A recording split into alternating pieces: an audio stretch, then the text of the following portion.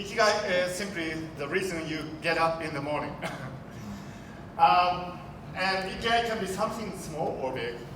For example, something big, like your life's ultimate goal. Right? In my case, my life's ultimate goal is to solve the mystery of consciousness. I want to understand how consciousness arises from the brain.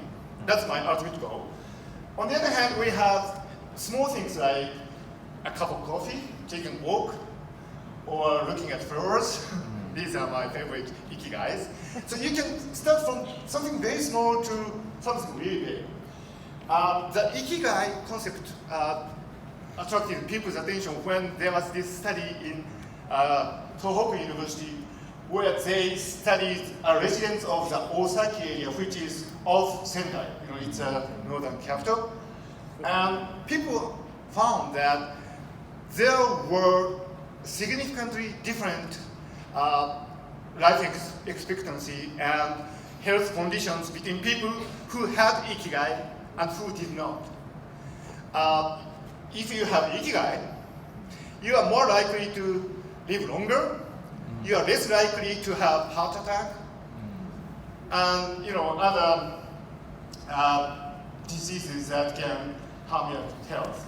So in 2017, I wrote this book, a little book called Ikigai, and got it published from a UK publishing house, and it has been translated in 28 languages, I think. Oh yeah, including Thailand. Yeah, that's probably. In 30 countries. Now, to be personal, I was born in Tokyo, and I started learning English when I was 12 years old, and I kept on learning, and I went to the UK and did my postdoc in Cambridge University. So I had all these things, but until quite recently, I didn't think that I had enough English skill to write a book in full to be published from a UK publisher. So the publication of this book has been a kind of a dream come true for me. I mean, ever since my childhood, as you might know, Japan is not such a nation which is known for its excellence in English-speaking abilities. If you go to Japan, people don't speak English.